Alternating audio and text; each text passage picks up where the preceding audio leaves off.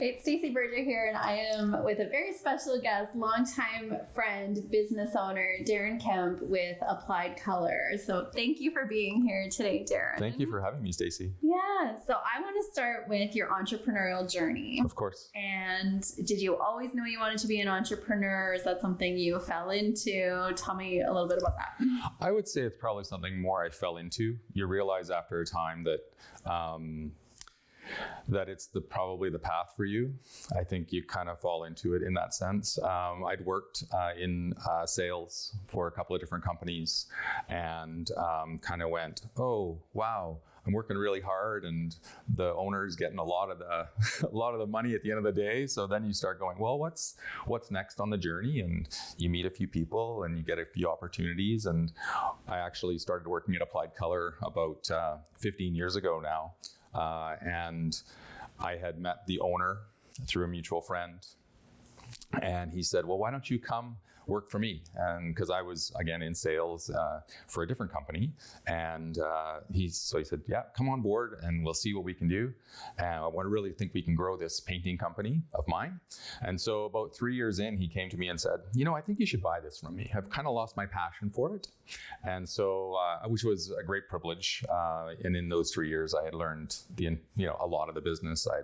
I'd learned the relationships. I had found that I had the ability to work with the clients that he had, and then started to grow into other markets. 2014 rolled around, and all of a sudden there I was as the head honcho, and growth was the mindset at the time.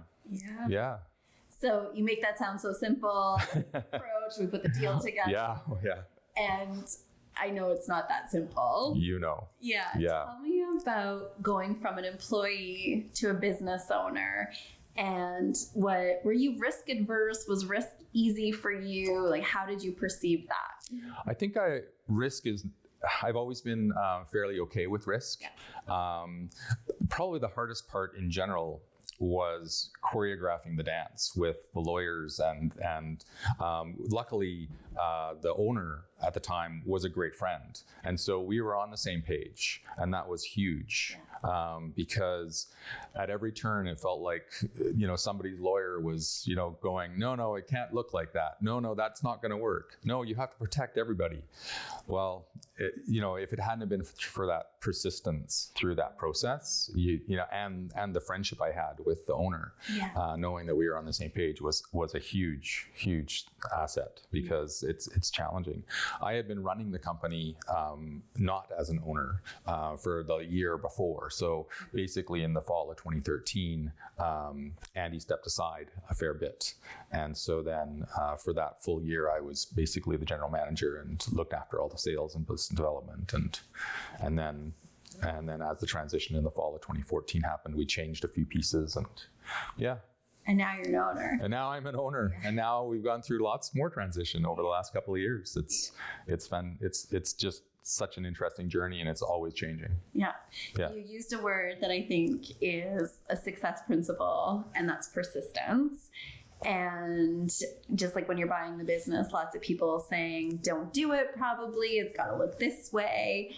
And I think anytime you're going for a goal or a dream, it's so important to, yes, rely on the experts and your advisors, but at the end of the day, not let them rule the day. Yeah, absolutely. Yeah. It was very interesting because we've had the same law firm since the beginning, but my lawyer has changed at that firm, and the lawyer that did the deal for us when we bought the company moved on from that firm, and so we had a different lawyer now, and he is such a better fit.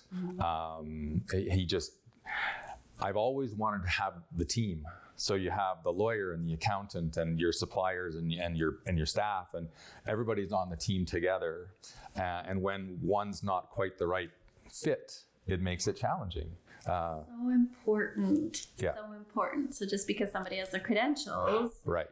I call it vibrational fit. Absolutely. And some people just aren't a fit, right? Yep. But the importance of interviewing, trying people on, and making sure that you've got that right fit in place.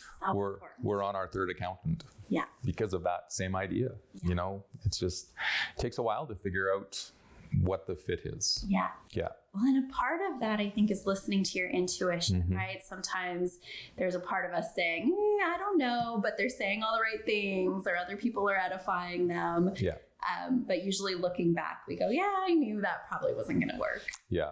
Yeah, no, for sure. And we see that all over the place in the business at times. And sometimes you stick it out because the right person hasn't shown up yet, right? We had been wanting to get into the Calgary market for a number of years. And, we'd bid on a few projects down there that we thought were going to be great projects for us. And we won a specific one that was very a large project. And we managed it out of Edmonton. And it didn't go great. And then, a year later, the right partner we thought was the right partner came on. And so we started our Calgary location 3 years ago. And we're in the process potentially of shutting that down now, having recognized that partner probably wasn't the right person. Okay.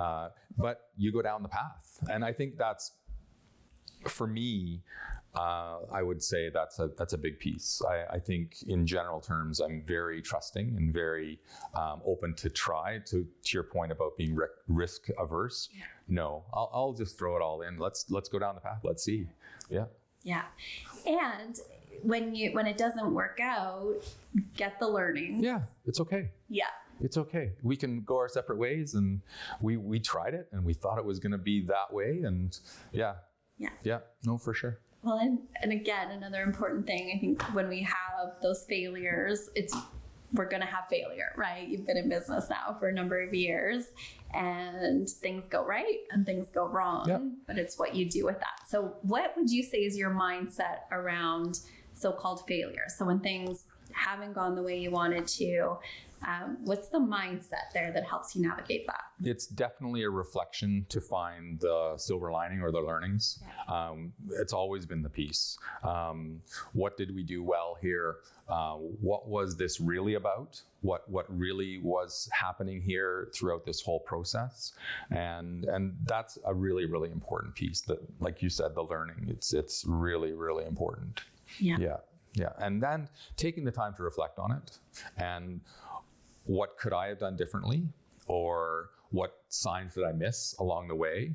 But at the end of the day, life's way too short to hold grudges or be, upset about things. Trying to have that positive mindset every day, that's the piece, and find what's robbing me of my peace. Because at the end of the day, that's really why we're here, to find our place of peace every day. And whether that's doing something you're passionate about, or whether it's, having that great business relationship with a client, or having the extra long lunch where you really dig into what's going on in their world. When there's always going to be something that's going to try to pull you off center, and having that strong base to know that, what is my place of peace, and how do I find it again? It happened to me the other day. You get the email or you get the thing, and all of a sudden you're tense and you're upset, and you go, oh, wow, what's this about? What am I afraid of? What's really here to be, concerned about? And then you go, oh, okay, actually, there's some learning here. That's okay. The self-awareness in that, to be able to even recognize I'm off center. Whoa, I'm rattled. What's going on here? And then not to go down that rabbit hole, but to be able to pause and be in curiosity. Yeah. How do you find your way back to center and to peace in the midst of the chaos? And sometimes there's chaos. So for me, there's probably two things. One is I really feel like I need to be of service. And so it's interesting because in my marriage, if Tanya and I are off a little bit, she'll want her retreat, and I'll want to engage and do, because I find that I process through my body. So whether that is going for a walk, or going and playing squash, or cleaning the house, or those kinds of physical activities, is how I tend to process my anxiety. I get it out of me in that way. And Tanya needs to sit with it, right? And so it's always interesting, because she'll pull back and I'll try and move forward. And it's an interesting dance at times. But yeah, for me, that's always the way. So the other day when I had some upsetting email, I was getting ready to go play squash. So by the time I was done squash night, I was great, and the next morning it was, I've got a different perspective on this. I can see this for, the reason why it came into my world. Yeah. Yeah. And knowing yourself and knowing I need to retreat, or I need to move my body, or I need to fill in the blank, and finding those outlets is so key. And then prioritize them. Like, you already had squash on your calendar. Right. Yeah. Yeah. Because that's probably an important part of your overall success. I've always known that you have to have an outlet. Yeah. And I know the times in my life when I've not had that, I've struggled. Yeah. Yeah. It's no different than there's times when I've been focused on the wrong things, and you start to go, when I'm focused on that, I'm not, the universe isn't flowing with me. Yeah. Right. So, money is a perfect example, right? If I'm focusing on my accounts receivable too much, and I'm not focused on being of service to my clients, right? Yeah. Then all of a sudden the phone stops ringing, the work isn't coming, all those pieces fall into place because that the vibration is completely shifted. Yes. Yeah. Yes. Yeah. So to the person who is thinking, I don't have time for the outlet, I don't have time for the hobby, I'll do that when I have time, what do you say to that person? You have to create the time. You have to make the space for it. And whether it's, 5 minutes on the treadmill, or whether it's a yoga class on a Saturday morning, those kinds of outlets, maybe it's putting on a headset and listening to music. I mean, when I was in my other career as a sports psychologist, I worked with athletes on what is your prep to move through things, and how do you prepare for a match or for a game. And there's lots of different ways to shift your energy. Yeah. Right. And that's a big piece of it for sure. Finding that what works for you. I love this connection, because I think we can appreciate mindset in athletes, that they visualize winning the gold medal or hoisting the Stanley Cup, and the importance of the mind game with an athlete. And as a business owner, sometimes we don't see that same connection. So what are some of the other parallels there between athletics and entrepreneurship? Well, as I said earlier, putting the team together, right? And being able to recognize what are the pieces and how do they fit together appropriately to create that team. That's a big piece. But certainly that, and that willingness to work within a team is really important. Recognizing that people's roles are critical, and everybody has a specific role that potentially they need to play in that. Yeah, so those are definitely pieces, but yeah, the mindset is really important, and recognizing that that when you're focused on the wrong things as a team, you're not going to make your goals achievable, right? Mm-hmm. Yeah. How do you translate that to your team? You've got a team, you have people who are out in the field, right? Yeah. Maybe you don't have as much contact with, and then people you work more closely. How do you communicate that to your team and build that culture? It's always been a bit of a struggle, because it's hard to be in all places at all at the same times. And it comes back to the idea that I feel like I'm very trusting. And so, yes, there's checks and balances. I have a crew working, evening shifts downtown, because no one wants painters in their office buildings in the middle of the day, right? So my crew started last night at 5:00, and at 2 a.m, I'll get a text when they're done their shift with pictures, and this is what we accomplished. And it's instilling those kinds of habits in your team, so that and it's not that I need to micromanage them, but I need them to update me. Yeah. I need them to communicate with me. This is where we're at. This is what's going on. And so kind of setting up those habits with others is really important, so that they learn to hold themselves to account. Yeah. But in the end, that starts with the senior management. Yeah. You have to be able to hold people to account and make sure that they're on task and reaching towards their goals that you've set with them. So having those goals and the balance of not micromanaging, but holding people accountable. That's right. Yep. Absolutely. Accountability is really important. Really important. Yeah. And empowering people to do what they're good at. You want that piece to be theirs. Yeah. You want that to come eventually from them. How important has vision been, goals been? And we talked a little bit about offline about visions changing and what was important maybe 10 years ago is shifted and changed. How important has visioning and goal setting been in your journey? It's probably been less important than it probably should have been. There's probably been lots of times when I should have taken a little more time and done a strat plan or a longer term goal. But I've always kind of felt like going with the flow and the doors that are opening are the path. Whether that's been in the painting world or whether it was previous career choices, my journey's never been one that I felt like I charted. It's been kind of, oh, let's do that, and then all of a sudden that door opens and you go, oh, that sounds great. So it's a bit of a winding path. And as you're saying, things are starting to shift again. We're downsizing a little bit at the company. We're beginning to focus on a simpler life personally and at the company, recognizing that growth for the sake of growth isn't always what you want, and it doesn't always lead to a happier or more successful life. Certainly for me, I feel like I'm at the age where I want to have a simpler life at the end of the day.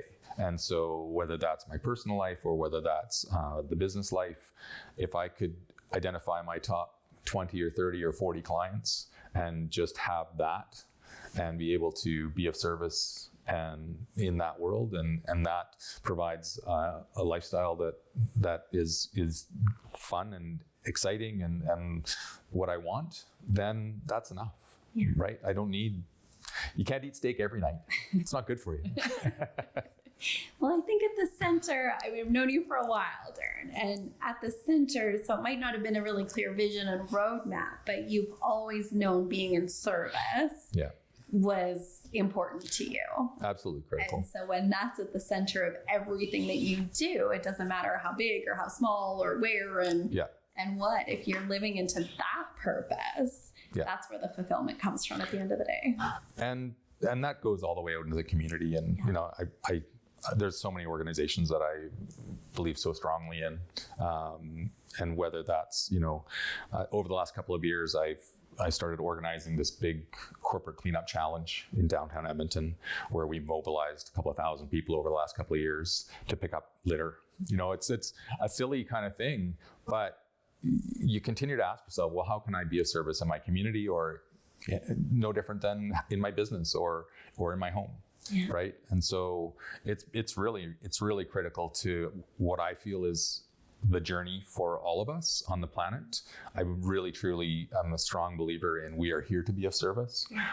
There's definitely a piece that says we're living our best life when we are being of service.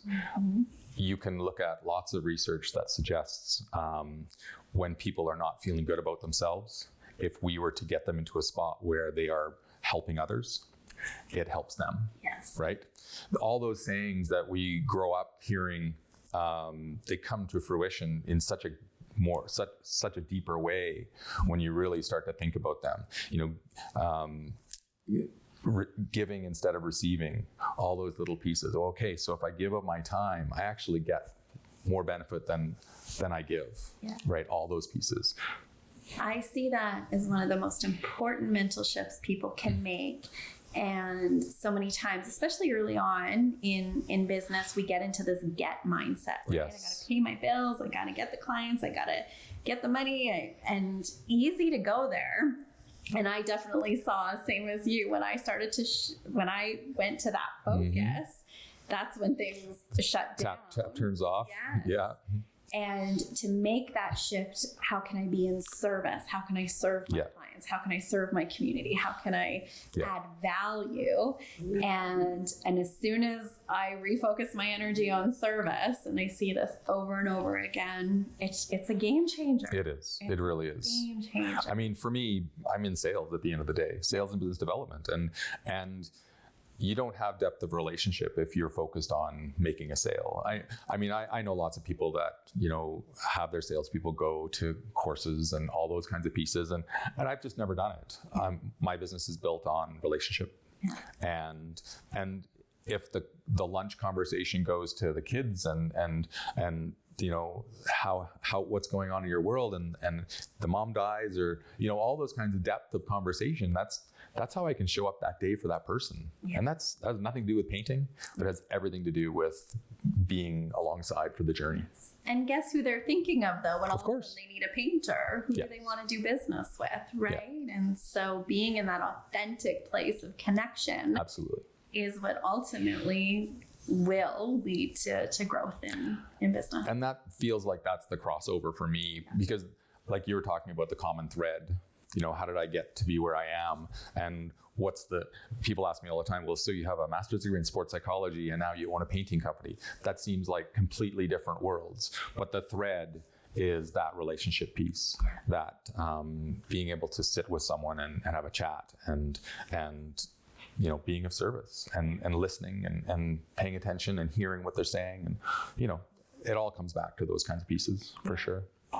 Tell me about daily practices and not perfect. No. Any of us are perfect at it, but some of the daily practices or little habits that somebody might not think are that important, but that you would contribute to your success. There's probably two things that are really interesting.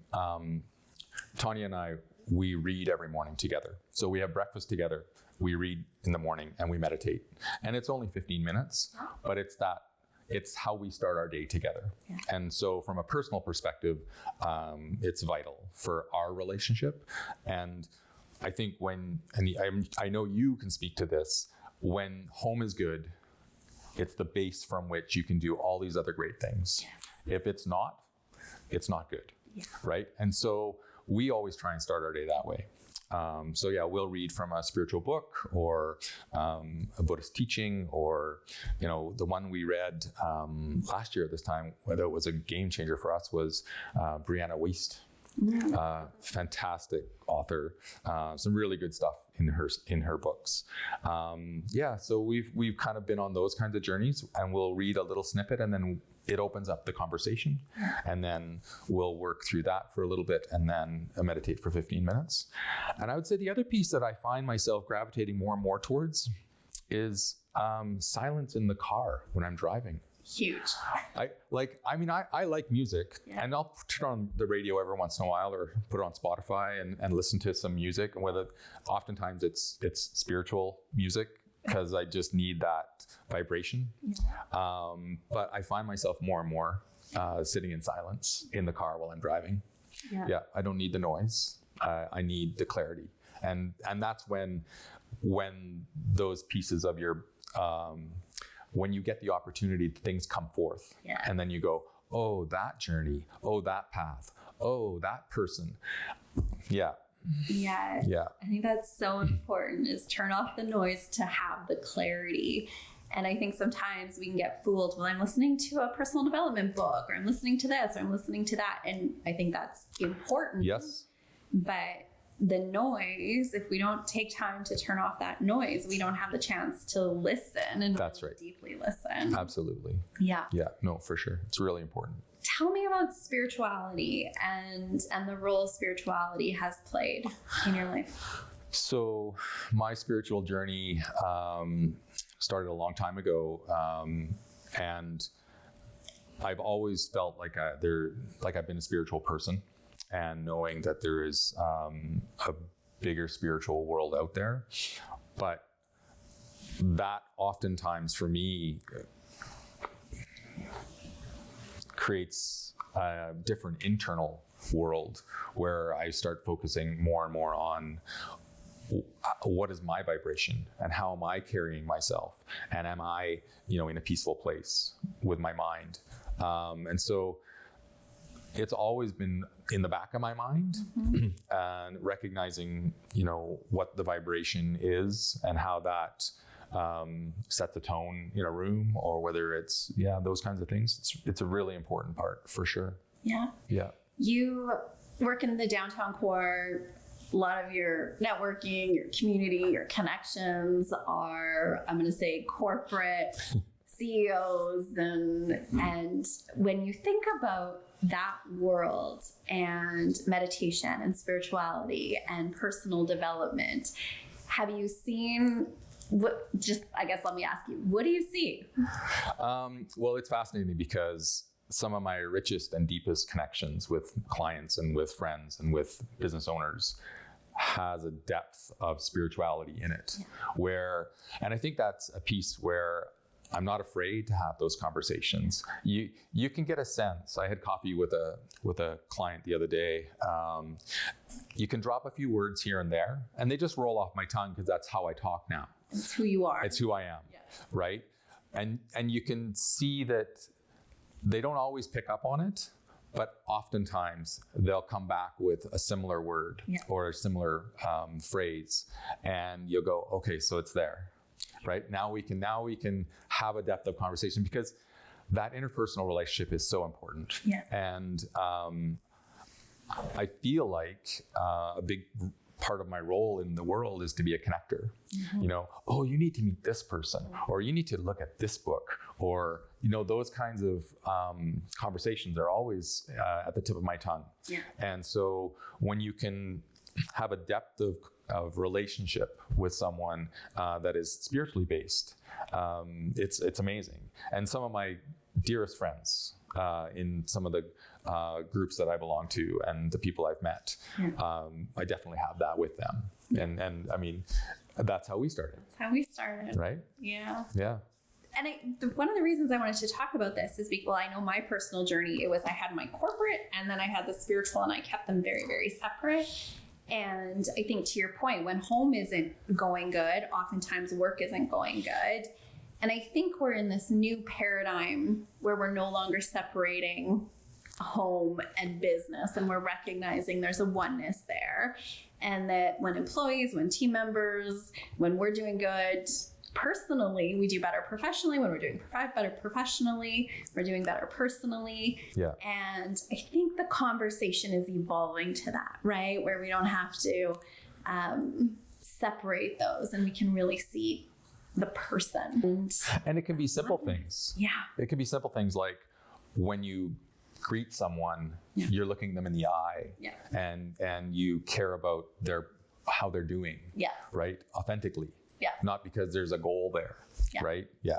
No, those are pieces. Absolutely. And I'm a firm believer in the idea that we don't need to have different hats, that we can be our authentic self in all these different areas of our lives. Yeah. And it doesn't mean we have to share everything that's going on with everybody. That's not what this is about. It's just really that authenticity. And I think that's the peace that you're talking about, right? When I'm at peace with who I am, then I show up differently in all relationships. Yeah. Yeah, there's a comfort. Yeah. Yeah. And that comfort has a vibration that hopefully is a match with most people. And there's times when people are uncomfortable with it. Yeah. Yeah. But that's okay too. Yeah. That's okay too. They might grow into it at some point. But I don't have to change who I am for somebody else. Yeah. Yeah. Good for sure. No. It's some days you go, maybe I should, but no, it doesn't fit for me. So yeah. As you think about your business journey, and if we just talk about work-life balance, and I'm sure there's been times where you've nailed it and times where you haven't, tell us a little bit about managing all aspects of life. Well, and not to beat the dead horse, but I mean, COVID was challenging for everybody's businesses, and ours was certainly no different. Our business is very, very much tied to the commercial market. And when shopping centers were basically closing and offices were being emptied, there was no need for painting. So that tap got turned off pretty quick. Yeah. There was a few clients that said, okay, so there's nobody here, so let's get this done, which was great. But for the most part, we pivoted pretty hard.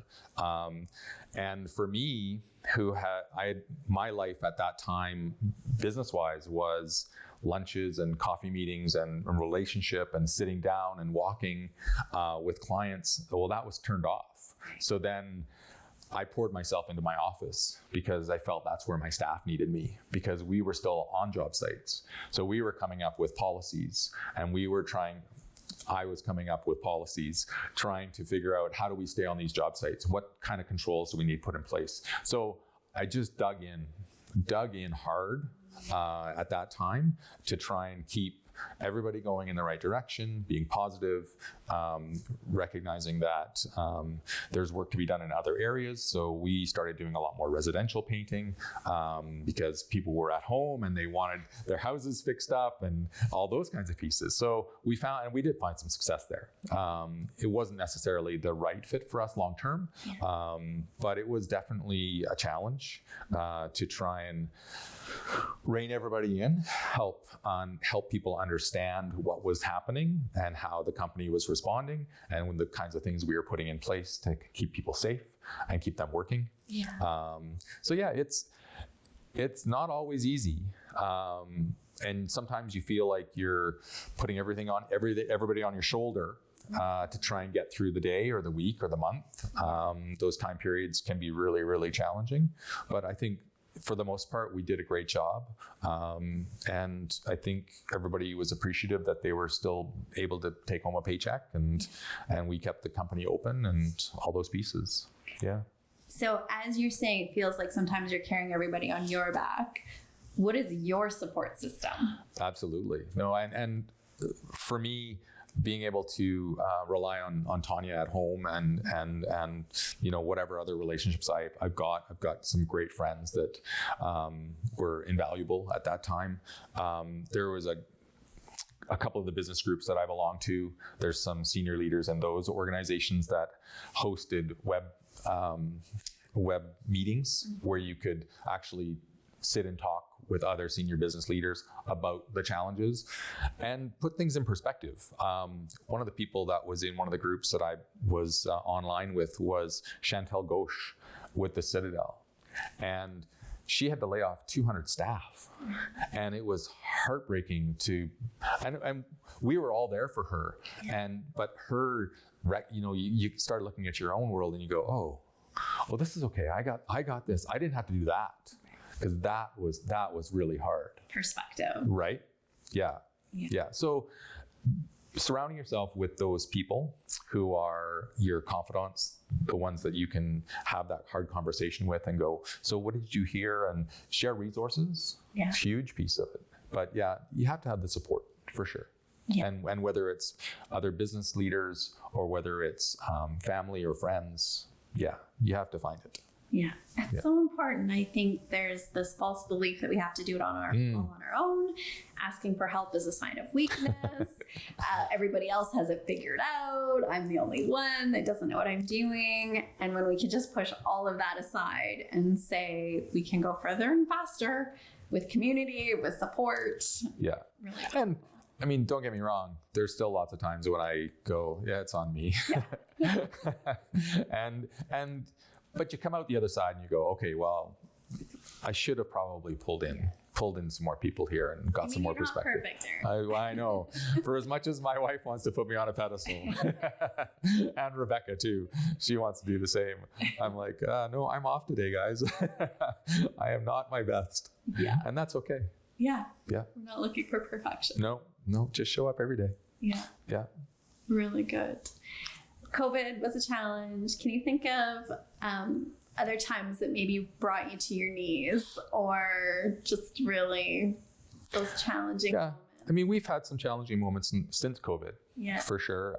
Senior management changes. We're our Calgary operation has been struggling for a couple of years now, and our relationship with our owner in Calgary hasn't been great. Mm-hmm. And so you worry about the business from those places. Similar in Victoria with our BC location. Michael, who is a great friend and a great guy.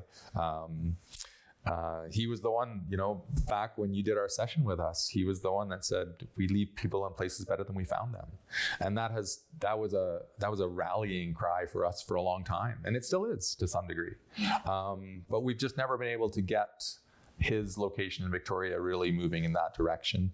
So those pieces are starting to change a little bit for us. And there's some challenging conversations there for sure. So when you get those phone calls that you're not expecting, or the email that you're kind of upset about, right? We've got some of those within the last couple of months. It's just, it's live and it's real, and it can bring you to your knees, and you don't know which way to go sometimes. For me, I'm learning how to do better at sitting and listening and being quiet and waiting for guidance. And I think one of the biggest pieces for me these days is, what's my next step? Okay, so I don't have to make 5 years of decisions in this moment. I need to make a decision on this right now, and then divinity will bring the next step to me. And so then, so that inspired action is, I make this phone call now. Okay, and now we have a meeting about that. It doesn't have to be all planned out for the next 5 years. So important. What's my move today? What's my move today? That's right. And if you keep moving. That's right. Eventually the road opens up in front of you and the path is revealed. Well, what I hope people are hearing today is, so often we think, well, when I hit $1 million in revenue, when I have my operations manager in place, when this financing, when I have that second location, right? We play this when-then game. Then I'm not going to have any problems. Then it's going to be easier. Then I'll sleep better at night. And if we can stop chasing that, right? Have those goals, have those aspirations, but there is no finish line. No, there isn't. There will be a challenge. There'll be just new challenges. And to normalize that piece of it. That's what I hope people are hearing. Well, and to recognize that we all get rocked off our center. And why is that? What is robbing me of my peace in this moment? Why can I not find my center or my place of peace right now? What am I afraid of? And so reflecting on those pieces and going, oh, actually, there's nothing to be afraid of here. I'm okay. Like, we're okay in this moment. And it will be revealed why this has come into my life at this point in time. I'm a big proponent of the idea that we're all in the trees. We don't have the 30,000 foot view. I have no idea why I'm being pulled in that direction, but perhaps it's to avoid this outcropping that I can't, there's a cliff coming and you have to go around to get through it, right? And so those are the pieces that you kind of go at the time. No, I'm supposed to go that direction. And everything's saying, actually, no, you're supposed to go this direction. And sometimes that can mean things like closing down, constricting, solidifying. Those are not bad words. No, but trusting in the bigger picture. Trusting there's a reason why this is not. And the door seems to be closing. Okay. There's a point where you fight to keep it open, but there's a point where you go, no, there's something else that's supposed to be born here. Yes, it's not a finish, right? It's maybe a new beginning. Yeah, absolutely. So, been in business for 14 years? Yeah, somewhere in there. So what would you say to the person who's 3 years in? Is this all worth it? Am I doing the right thing? Like, that's just really in the thick of it. What would you say to that person right now? It is all worth it. It can be all worth it if you're focusing on the right things, right? And so I think that those are the really hard pieces. As we said earlier, it's really easy to focus on some of the wrong things at the wrong time. And when you get hyper focused on things like the dollar, my experience is I was always off course when that was happening. So when you say focus on the right things, name what some of those right things would be. Being of service to your client. So what is really going on here, and how can I really help? Regardless of whether I can sell something, that is not the point. How can I be of service? And yes, sales will come from that. That's always going to be. So that's always been the reminder. Yeah. I know I'm off course when. Yeah, when I'm focusing on the wrong thing. And the right thing is, how can I help? Yeah. And I think to say that, how can I serve? But I need to make money. Yes, this isn't a not make money situation. Yeah. I want people to make a ton of money. I want as many wealthy, heart-centered people out there, because I think the more money you're making, the better impact and good you can do on the planet. And the way that you do that. That's right. Is through service. That's right. Yes. Yeah, absolutely. Yeah. So good, Darren. Yeah. Thank you for being here. Thank you for reflecting and providing that wisdom and that insight. I just think it's so important to share our stories to help inspire other people. So I appreciate you. And if you want to connect with Darren, you can find him on LinkedIn, probably the best place. Yep. And I just appreciate everything you do for our community. You're a huge community guy, and just being in service and the impact that you're making. So thanks for being here. Thanks for sharing your story. Thanks for inviting me, Stacey. Yeah. All right. As you watch this, I hope that you'll take you just need one idea. So what's the insight? What's the idea that you're taking from this interview that you can take into your life, into your business, and start applying? Thanks for being here. I'm Stacey Berger. Here is to you living a life that you love.